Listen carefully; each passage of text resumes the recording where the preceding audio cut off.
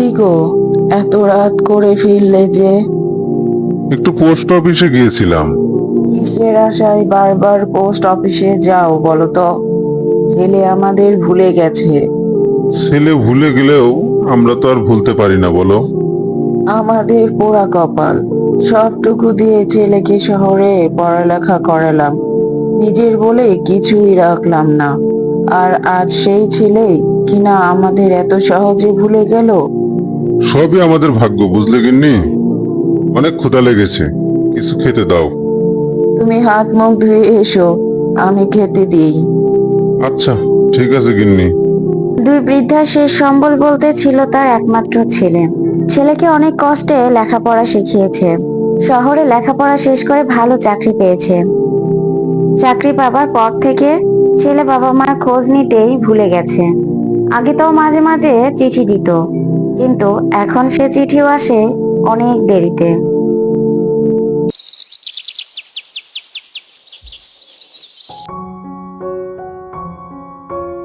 দাদু, ও দাদু, বাড়িতে আছো? হ্যাঁ রে রিমি, আমরা বাড়িতেই আছি।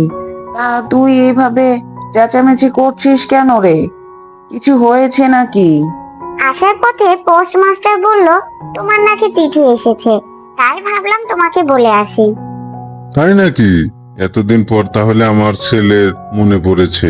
যাই যাই, চিঠিটা নিয়ে আসি। হ্যাঁ, চিঠির খোঁজ পেয়ে তো তুমি ভারী খুশি হয়েছো। তা ধীরে সুস্থে যাও আর ভালোভাবে ফিরে এসো।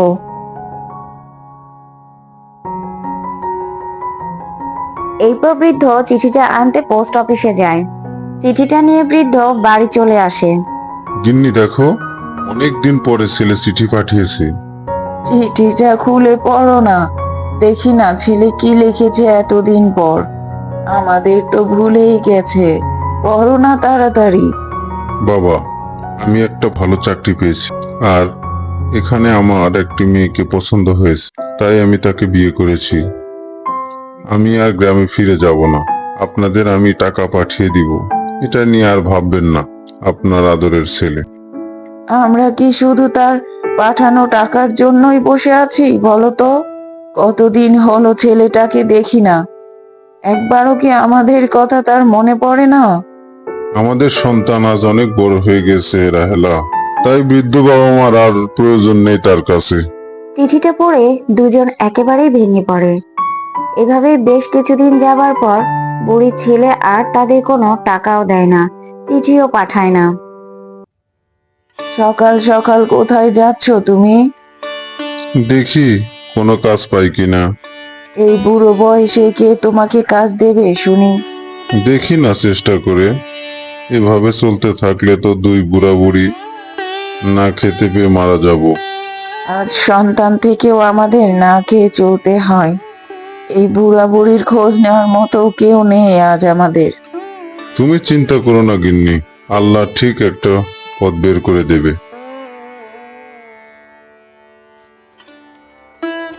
কোনো কাজ না পেয়ে বৃদ্ধা মন খারাপ করে বসেছিল একটি গাছের নিচে। কি রহিম চাচা, আপনার মন খারাপ নাকি? সকাল থেকে কত জায়গায় গেলাম একটি কাজের খোঁজে, কিন্তু কোথাও কোনো কাজের ব্যবস্থা হলো না। এটা কি আপনার কাজ করার সময় চাচা? এত কষ্ট করে ছেলেটাকে শহর থেকে লেখাপড়া করালেন, আর দিন শেষে সে কিনা আপনাকেই ভুলে গেল। লোকের মুখে এসব কথা শুনে কৃষকের মন অনেক খারাপ হয়ে গেল। তাই সে সেখান থেকে উঠে বাড়ি চলে এলো।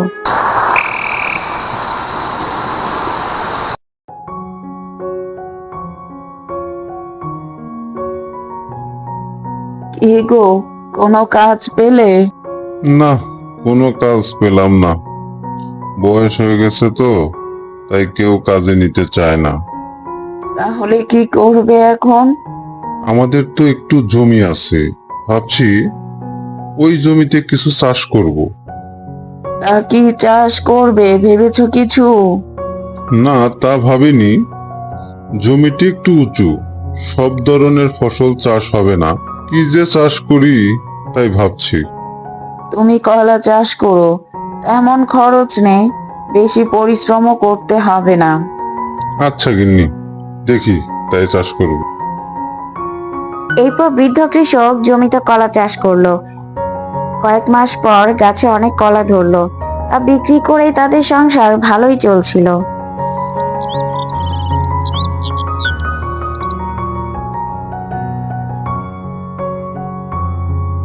দাদু, ও দাদু, বাড়িতে আছো? কিরে রিমি, হাঁপাচ্ছিস কেন? সর্বনাশ হয়েছে দাদি। কি হয়েছে খুলে বল আমাকে। কি হয়েছে রিমি?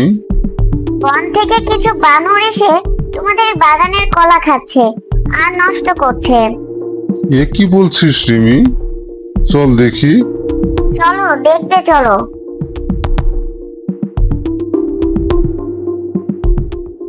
বৃদ্ধ কৃষক দেখলো সত্যি কিছু বানর তাদের বাগানের কলা নষ্ট করছে। তাই দেখে বৃদ্ধ তাদের তাড়িয়ে দেয়। এই হুশ, যা যা যা এখান থেকে, দূর হ হতচ্ছাড়া বানর। বানরগুলো ভয়ে সেখান থেকে পালিয়ে যায়। বানরগুলো আমার অনেক ক্ষতি করে ফেললো রে। দুই বুড়া বুড়ি এই দিয়ে সংসার চলে। দুঃখ করো না দাদু, বানরগুলো আর আসবে না। তাই যেন হয় রিমি। আর এভাবেই চলতে থাকে। বানরগুলো প্রতিদিন আসতো, কলা খেত আর কলাগুলো নষ্ট করত। বৃদ্ধাও তাদের সবসময় তাড়িয়ে দিত। এই বুড়ো লোকটার জন্য আমরা ঠিক করে কলা খেতে পারি না। তুমি ঠিক বলেছ, যদি এই বৃদ্ধটা না থাকতো তাহলে আমরা মন ভরে কলা খেতে পারতাম। কিছুদিন পর বৃদ্ধার ছেলে বাড়িতে আসলো। বাবা, এতদিন পর বাবা মার কথা তোমার মনে পড়েছে? মা, তোমরা আমার সাথে চলো, আমি এই বাড়ি আর ক্ষেতের জমি বিক্রি করে দেব।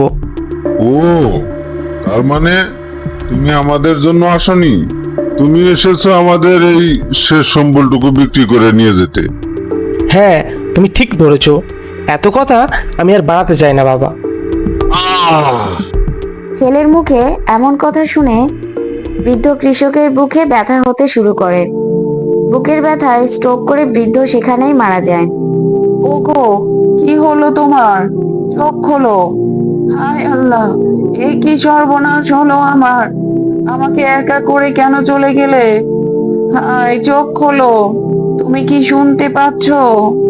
বৃদ্ধ কৃষক মারা যাওয়ার কারণে তার ছেলে বাবাকে কবর দিয়ে তাদের জমিগুলো বিক্রি করে দেয়।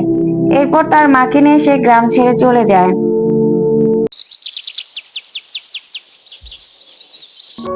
যাক, ভালো হয়েছে বুড়োটা মারা গেছে। এখন আর আমাদের কেউ কলা খেতে বাধা দেবে না। ঠিক বলেছ বন্ধু, আজ থেকে আমরা স্বাধীনভাবে কলা খাবো। এইভাবেই কিছুদিন চলতে থাকলো। এক সময় কলা বাগানের কলা শেষ হয়ে গেল। নতুন করে আর কলা হচ্ছিল না। বাগানে তো আর কোনো কথা হচ্ছে না। আমার মনে হয় আমরা ভুল ছিলাম। বৃদ্ধ চাষি কলা চাষ করতো বলেই আমরা কলা খেতে পারতাম। আর আজ তিনি মারা যাবার পরে কেউ কলা চাষ করে না, আর আমরা খেতেও পারি না। তুমি ঠিক বলেছো টুকটুক। আর এভাবেই বানরগুলো বুঝতে পারলো বৃদ্ধ কৃষক ছিল বলেই তাদের খাবারের যোগান মিলেছিল এতদিন। বানরগুলো কৃষকের অবদান বুঝতে পারলো আর আফসোস করতে করতে গ্রাম ছেড়ে বনের মধ্যে চলে গেল।